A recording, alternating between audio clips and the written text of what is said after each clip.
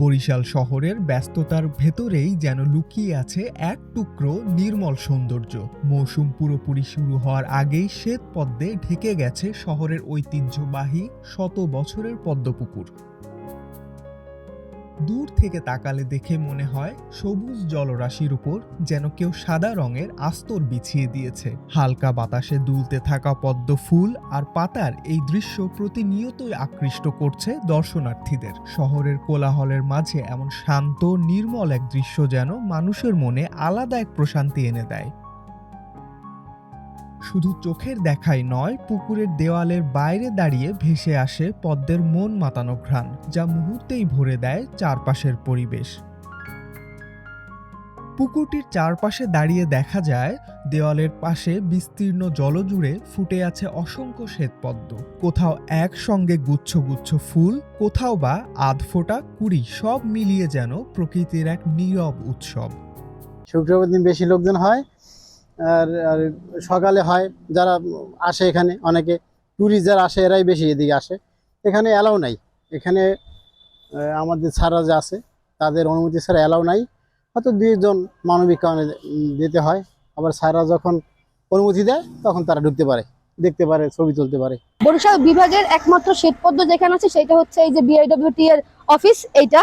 তো এইখানে এখন তো গ্রীষ্ম সিজন, এইখানে এখনো ভালোভাবে ফুল টুল ফোটে নাই, কিন্তু আমরা যখন বর্ষাকালে এখান থেকে যাতায়াত করি তখন দেখি যে অনেক মানুষ বাইরে থেকে দেখতেছে। এখানে তখন অনেক ফুল ফোটে এবং গন্ধটাও খুব সুন্দর, এখান থেকে মানুষজন দেখার জন্য দাঁড়াই থাকে। কিন্তু একটা ব্যাপার হচ্ছে যে ওনারা জনসাধারণের জন্য এটা উন্মুক্ত করে দেয় নাই, যার ফলে মানুষজন ঢুকে দেখতে পারে না।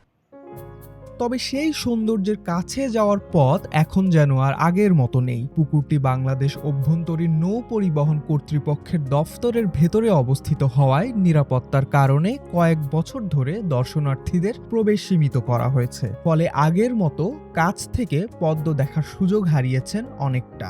দর্শনার্থীরা বলছেন বরিশাল শহরে একমাত্র পদ্ম ফুল রয়েছে এখানে, তবে দর্শনার্থীদের পদ্ম ফুলের সৌন্দর্য উপভোগ করার জন্য উন্মুক্ত করা হয়নি।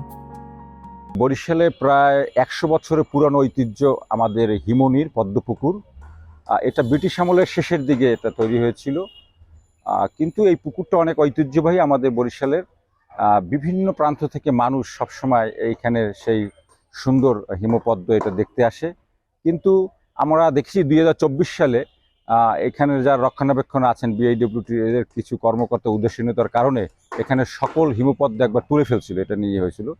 কিন্তু আমরা চাই যেন এই জায়গাটা একটা ঐতিহ্যবাহী এবং সুন্দর জায়গা, এটা সংরক্ষণ থাকুক এবং জনগণের জন্য, দর্শনার্থীদের জন্য যেন মাঝে মাঝে খুলে দেওয়া হয়। রাস্তার পাশে দাঁড়িয়ে পদ্মর পুকুরের ঘ্রাণ নিচ্ছে, সৌন্দর্য অবলোকন করছে, এটা তার উন্মুক্ত করা উচিত। শতবর্ষে এই পুকুরের আমরা যদি সত্যিকারে যদি ভালোবাসা দিতে পারি, পদ্মফুল যদি ভালোবাসা নিতে পারি, তাহলে আমার মনে হচ্ছে কর্তৃপক্ষ বিবেচনা করবে যে সবার জন্য উন্মুক্ত করা হয়। আমি সেই আহ্বান একজন নাগরিক হিসাবে, বরিশাল একজন নাগরিক হিসেবে সেটি আশা করব।